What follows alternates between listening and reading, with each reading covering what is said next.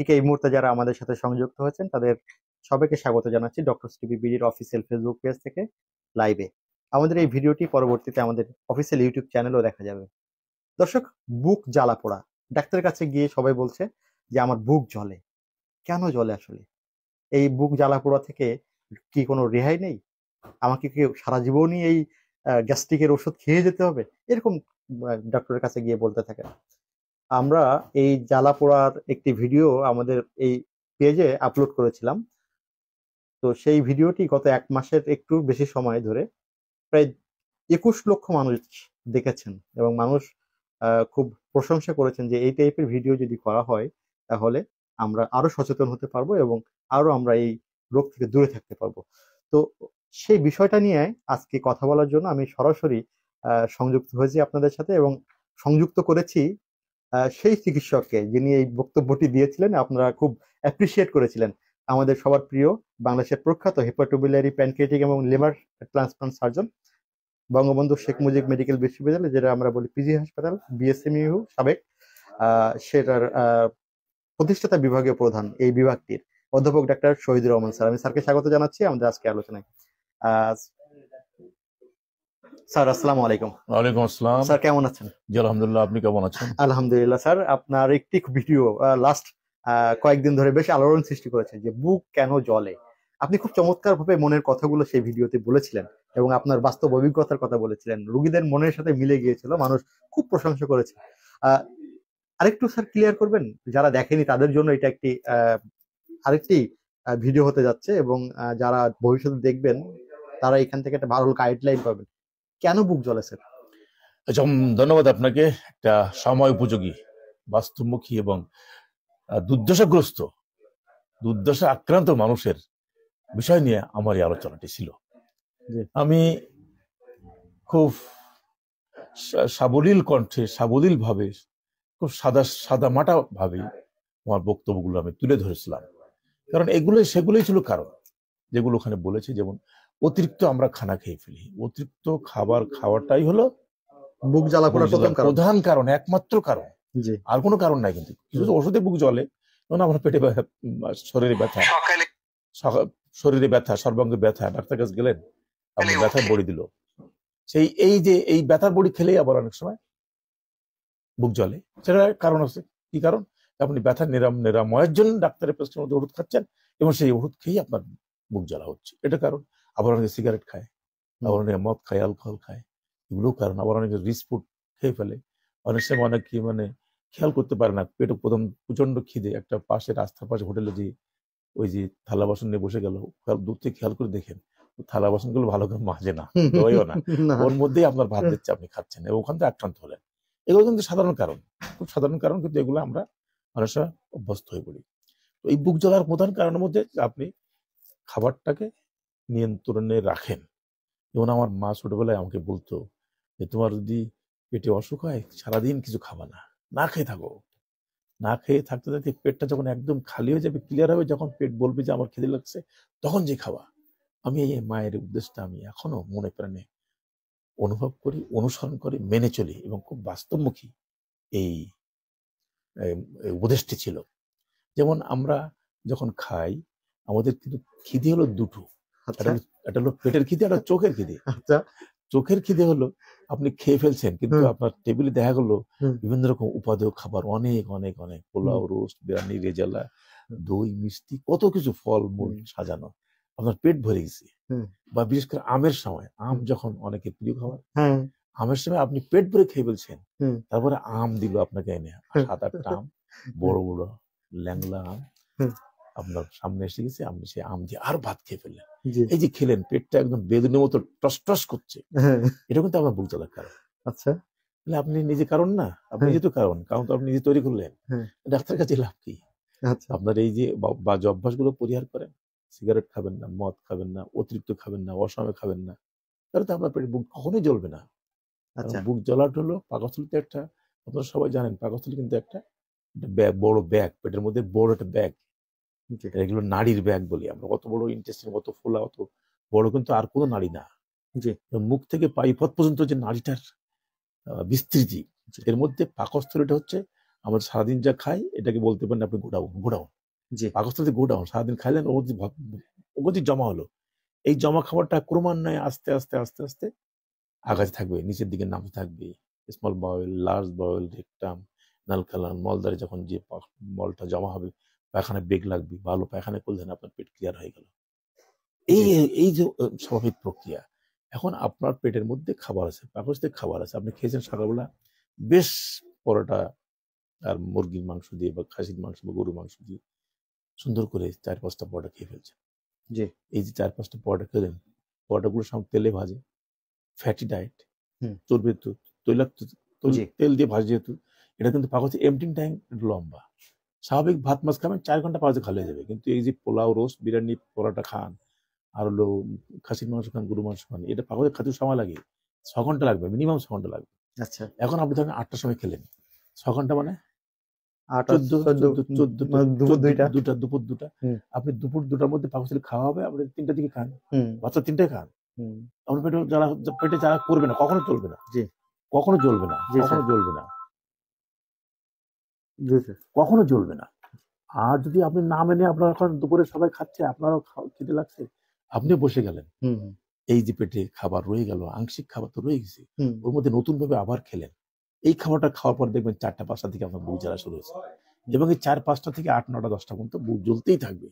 আপনি আমার দোকানে যে অ্যান্টাসিড খাচ্ছেন, অয়েবাজল খাচ্ছেন, ডমপেডেন খাচ্ছেন, লাভ তো নাই। খাবেন কেন? কিছু খাবেন না, চুপ থাকেন, একদম চুপ বসে থাকেন। খেয়ে ফেলছেন বেশি, এখন না 1 ঘন্টা 2 ঘন্টা 5 ঘন্টা 6 ঘন্টা এরকম তো পেট খালি না। আমরা সবাই বুঝি কখন পেটে খেতে লাগে, পেটে একটা হাঙ্গার পেন হয়, এটা নাম হাঙ্গার পেন। হুম খেতে লাগলে একটা পেন তৈরি হয়, একটা চাইতে তৈরি হয়, তখন আমরা খেতে বসি। আপনি দুপুরে পেটে চাইতে তৈরি হয়নি, আপনি খাইলেন কেন? রাতে পেটে চাইতে তৈরি হয়নি, খাইলেন কেন? খাবেন না, তখন রাত উপোস করে কাটাই দিবেন, 2 আচ্ছা। গ্লাস পানি খেয়ে রাত উপোস করে কাটাই দিবেন। কিন্তু স্যার অনেকে যে বলে স্যার যে রাতে না খেলে পেটে চর পড়ে, কি অনেক কথা বলে যে না খেলে ভালো হয় না, রাতে না খাওয়াটা খারাপ অভ্যাস, এরকম অনেকে বলে। বাজে কথা, এগুলো বাজে কথা। পেটের প্রধান চাহিদা হলো খাবার। খাবারটা দিবেন অপটিমাম খাবার, যেটুকু আপনার দরকার ওটুকু খাবেন, হুম যেটুকু অতিরিক্ত সেগুলো কখন খাবেন না। আর যে রিচ ফুড যখন খাবেন, তখন একটু ভাতটা কম করে খান। রিচ ফুড খেয়ে মাংস খেয়ে ফেললেন, 6 ঘন্টা 8 ঘন্টা ওয়েট করেন, হুম 6-8 ঘন্টা করে পাকস্থলী খালি হয়ে যাবে, তারপর খাবেন, তাহলে আমার পেট চলবেই না। জি এ তো কমন জিনিস, এগুলো প্র্যাকটিস করেন না কেন? জি আপনি রোস্ট খান, পোলাও খান, বিরিয়ানি খান, দুধ খান, দই খান, মিষ্টি খান, রসগোল্লা খান, সাদেকুল্লা খান, যা খুশি খান, কিন্তু মানা নাই। মানা নেই। কিন্তু আপনি খাবেন, খেয়ে ফেলছেন এক গাদা, তারপর আপনি 4 ঘন্টা 6 ঘন্টা 8 ঘন্টা কিছু খাবেন না। বুক জ্বালা জীবনে হবে না, বুক বিজন জ্বলবে না, একেবারে সহজ, একদম সহজ ঔষধ ছাড়াই খাবেন না। আপনার মুক্তির উপায়। চোখের খিদে বন্ধ রাখেন, চোখের খিদে বন্ধ রাখতে হবে। হ্যাঁ, পেটের খিদেটা আপনি মানেন, খান, কিন্তু চোখের খিদে খাবেন না। অতিরিক্ত খেয়ে ফেলছেন, খাবেন, যদি খেয়ে ফেলেন তাহলে 6 ঘন্টা 8 ঘন্টা 10 ঘন্টা না খেয়ে থাকবেন, পেট খালি হোক, তারপর আপনি খাবার খাবেন। আচ্ছা স্যার, খাবেন না, এই তাহলে যে আপনি ভালো থাকবেন। পেট খালি করার জন্য যে মানুষ বিভিন্ন ওষুধ খেয়ে ফেলে, যে এই বুক জ্বালা পোড়া, দৌড় মেরে গেল ফার্মেসিতে, ওষুধ দিল, ডমপ্রিডন, অমিপ্রাজল, রেমিপ্রাজল, যত প্রাজল আছে আর কি, এরকম মানে বছরের পর বছর, মাসের পর মাস খাচ্ছে, এর কি কোনো সাইড এফেক্ট আছে? অমিপ্রাজল গ্রুপের সাইড এফেক্ট মারাত্মক। ওই যে আমরা দোকানে যাই, প্রাজল, অথেরা, জোমাপ, তারপরে হলো প্যান্টোনিক্স, কত কিছু, ম্যাক্স প্রো, কত কিছু খাচ্ছি না। ওদের কাজ হলো কি, ওরা অ্যাসিড প্রোডাকশনটাকে বন্ধ করে দেয়। প্রোটন পাম্প ইনহিবিটর, প্রোটন পাম্পের মাধ্যমে অ্যাসিড তো বেরিয়ে আসবে সেল থেকে, তো ওখানে যদি ব্লক করে দেয় তাহলে সেল থেকে তো অ্যাসিড বেরোচ্ছে না। এখন আপনি যদি রেগুলার সকাল বিকালে এই প্রোটন পাম্প ইনহিবিটর খান, হাইড্রোক্লোরিক অ্যাসিড যদি আপনার তৈরি না হয়, একলোর হাইড্রোজেন যদি হয়ে যায়, মানে অ্যাসিড নাই, পেটে পাকস্থলী অ্যাসিড নাই আপনার কারণে, আপনি এই অমিপ্রাজল গ্রুপের ওষুধ খাচ্ছেন, অ্যাসিড প্রশ্ন বন্ধ হয়ে গেছে, তখন ওই হেলিকোব্যাক্টার পাইলোরি যে ব্যাকটেরিয়াটা, ও কিন্তু অ্যাকুলোর হাইড্রিক কন্ডিশন, অর্থাৎ মানে কোনো অ্যাসিড মিডিয়া নাই, পেট তো অ্যাসিডিক, হাইলি অ্যাসিডিক, পিএইচ 1.5, মধ্যে আপনি যা লাগাবেন পুড়ে যাবে, কিন্তু আপনার ওখানে অ্যাসিড নাই, তখন ব্যাকটেরিয়াটা খুব উল্লাস করে, ওরা তখন ওদের সংখ্যা বাড়াতে থাকে, সৈন্য সংখ্যা বাড়তে থাকে, সৈন্য সংখ্যা বাড়তে থাকে, তখন আপনার ওখানে ইরোশন করে, ইনফেকশন করে, আলসার করে, ক্যান্সার হয়। তাহলে আপনি এই যে অমিপ্রাজল খাচ্ছেন মাসের পর মাস, যদি আপনার পাকস্থলী অ্যাকুলোর হাইড্রিয়া হয়, আপনি জানেন না। বহু লোক আমাদের কাছে এসে বলে, আমি তো অমিপ্রাজল গ্রুপের ড্রাগ দীর্ঘদিন খাচ্ছি, তোমার ক্যান্সার হলো কেন? ক্যান্সার হলো তো আপনি নিজে কারণ। আপনি কেন অমিপ্রাজল গ্রুপ রেগুলার খাবেন? কেন আপনি ওষুধ খাবেন কম? আমি যে ওষুধগুলো দিলাম মেনে চলেন, আপনার অমিপ্রাজল গ্রুপের ড্রাগ লাগবে না, যদি লাগেও কালে ভর্তি রাত্রে খাবেন। যদি পেটা শুকায়, বুক জ্বলে, পেট দম দেয়, পেট ভাপ দেয়, অল্প করে পেট ভরে আসে, না খেয়ে থাকেন, ঘন্টার পর না খেয়ে থাকেন, যখন খিদে লাগবে দুপুরে সবাই খেতে বসছে, আপনিও সেই সঙ্গে তাল দিয়ে খেতে বসলেন, তাহলে বুঝতে পারেন বিকালে শুরু হবে। এগুলো মানেন, ভালো থাকবেন। অর্থাৎ আপনি রোগ সারার জন্য ওষুধ খাচ্ছেন, আবার রোগ নিমন্ত্রণ করে নিয়ে বাড়ি আসছেন। হ্যাঁ, এই অভ্যাসের গুরুত্ব ক্যান্সার করে, এস্টাবলিশড। আপনার এই আমাদের কেউ দীর্ঘদিনের যে কাজের অভিজ্ঞতা থেকে আপনি প্রতিদিন তো অনেক পেশেন্টকে হ্যান্ডেল করতে হয় এই বিষয়ে, তাদের দু একটু অভিজ্ঞতার কথা কি একটু বলবেন, যে এরকম কোন অভিজ্ঞতা কি এই মুহূর্তে মনে পড়ছে যারা এই দীর্ঘদিন ওষুধ খাওয়ার ফলে এই এরকম?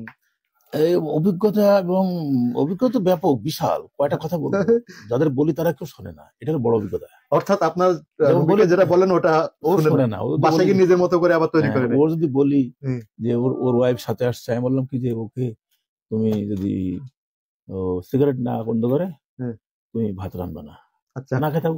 আচ্ছা, কিন্তু 1 মাস পরে যখন আসে তখন ও এসে ওয়াইফই বলে যে সিগারেট তো বন্ধ করেনি। আচ্ছা, খালি সিগারেট বন্ধ করলে আপনার পেটে ঝামেলা হচ্ছে। স্মোকিং কি করে, স্মোকিং অ্যাসিড প্রোডাকশনকে স্টিমুলেট করে। আচ্ছা, গ্যাস্ট্রিক যে অ্যাসিড তৈরি হয়, অ্যাসিড তৈরি হলে তো অ্যাসিড তো 1.5 আর পিএইচ, হাইলি অ্যাসিডিক, ওদের পাকস্থলীতে ক্ষত সৃষ্টি করে। ক্ষত যদি আপনি প্রপার ট্রিটমেন্ট না করেন তো আলসার হবে। আলসার থেকে যদি আলসারের incidence very very few, gastric ulcer থেকে ক্যান্সার বেশি হয় 0.1% অনলি হয়, কিন্তু আপনার ড্রাগ খাওয়ার কারণে তো এর মাত্রা বেড়ে যাচ্ছে। আচ্ছা, আগে এক সময় আমরা পার পার্সেন্ট রোগী নাড়ি ফোটা, আলসার থেকে নাড়ি ফোটা হয়ে যায়, এই রোগী পেতাম প্রচুর, এখন এই রোগী কমে গেছে। আচ্ছা, কিন্তু এখন পাই ক্যান্সারের রোগী, এবং সেই ক্যান্সারের কারণ আপনি যে ওই অনপেজাল খাচ্ছেন পয়সা দিয়ে, আর ওটা দিয়ে আপনি ক্যান্সারকে নিমন্ত্রণ করে নিয়ে আসছেন, ক্যান্সার আপনি কিনতেছেন, ক্যান্সার কিনতেছেন।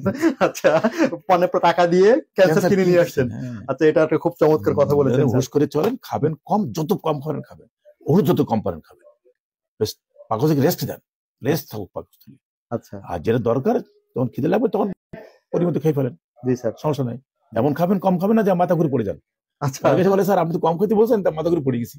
আমি বললাম আমি তো তোমার ওইরকম কম খেতে বলিনি, যে মাথা ঘুরে পড়ে যাও। আমি বলেছি তুমি অতিরিক্তটা খাবা না। আচ্ছা, তোমার পেটটা কখন ভরে তুমি নিজে বুঝতে পারো, নিজে বুঝতে পারো আমার পেট ভরে গেছে। এবং আমাদের 3 চামচ ভাত খাও কেন, আমাদের 3 চামচ খাবারটা ক্ষতি। এবং আমাদের মুসলিমরা কিন্তু একটি কথা ছোটবেলা থেকে শুনেই বড় হয়েছে যে আমাদের নবীর সুন্নত হচ্ছে 3 ভাগের 2 ভাগ খাওয়া, 1 ভাগ ভাত খাবে, একবার অন্য খাবার খাবে, একবার পানি, আর 1 ভাগ ফাঁকা রাখবে। এটাই কিন্তু মানে বেস্ট প্র্যাকটিস। রাসূলুল্লাহ সাল্লাল্লাহু আলাইহি ওয়াসাল্লামের এই উপদেশটা মারাত্মক, স্বাস্থ্যকে সুন্দর এবং সঠিক রাখার জন্য, সুস্থ রাখার জন্য মারাত্মক একটা উপদেশ, অত্যন্ত সায়েন্টিফিক। ওকে স্যার, অনেক ধন্যবাদ স্যার, আপনি ভালো থাকবেন। আবার কথা হবে অন্য কোনো দিন অন্য কোনো বিষয় নিয়ে। আপনার এই সরল আলোচনা মানুষ খুব উপভোগ করে এবং খুব চমৎকার ভাবে তারা নিজেদের নিয়ন্ত্রণ করতে পেরেছে। অনেকে আমাদের কাছে ফিডব্যাক জানায় যে না আমরা এটা মেনে চলছি, ভালো আছি। আপনি সবসময় এভাবে আমাদের পাশে থাকবেন উপদেশ দিয়ে। যাওয়ার আগে শেষ দর্শকদের উদ্দেশ্যে জাস্ট একটা টিপস বলে যান। ধন্যবাদ। আসলে মানে আমরা আমাদের শরীরকে অসুস্থ বানার জন্য নিজেরা দায়ী। যদি নিজেরা কন্ট্রোল করে চলি, আপনার জিন্দগিতে কোনো অসুখ হবে না, প্রেশার হবে না, ডায়াবেটিস হবে না, ক্যান্সার হবে না, আলসার হবে না, কিছুই হবে না। আচ্ছা, নিয়ন্ত্রণ করেন, সবকিছু নিয়ন্ত্রণ করেন, নিয়ন্ত্রিত লাইফ জীবন করেন, রাসূলের আদেশকে ফলো করেন, নির্দেশকে ফলো করেন। জি, দেখবেন আপনি ভালো আছেন। ওকে, ফাইন, একেবারে সহজ কথা। ভালো থাকবেন স্যার সবসময়। এবং দর্শক আপনারাও ভালো থাকবেন যারা এতক্ষণ আমাদের সাথে সংযুক্ত ছিলেন। আমরা চমৎকার কথা শুনলাম। অর্থাৎ আপনার অসুখের জন্য কিন্তু আপনি নিজে দায়ী। অসুখকে যদি আপনি ধারে কাছে না আসতে দেন, অর্থাৎ আপনি যদি চান যে অসুখ আমার কাছে আসতে দিতে হবে না, তাহলে জাস্ট কয়েকটা জিনিস, সেটা হচ্ছে লাইফস্টাইল মডিফিকেশন, অর্থাৎ আপনি খাওয়া দাওয়া নিয়ন্ত্রণ করুন, আপনার জীবন আচরণ পরিবর্তন করুন। একেবারে আমরা যদি বলি যে সেই আদিকালে ফিরে যান, অর্থাৎ আপনি যদি বিশ্বমানব হবি, যদি কায়মনি বাঙালি হয়, একেবারে সে আমাদের পূর্বপুরুষদের মতো সকালে উঠেই কাজে নেমে যান। আপনি সকালে উঠেই দেখা গেল খেয়ে পেট ভর্তি করে রাখলেন, কোনো আপনি খরচই করলেন না, তার লাভ হলো না তো। সবাই ভালো থাকুন, আবার কথা হবে অন্য কোনো দিন অন্য কোনো বিষয় নিয়ে। সে পর্যন্ত আপনাদের সুস্থতা কামনা করে এখানে শেষ করছি। আল্লাহ হাফেজ।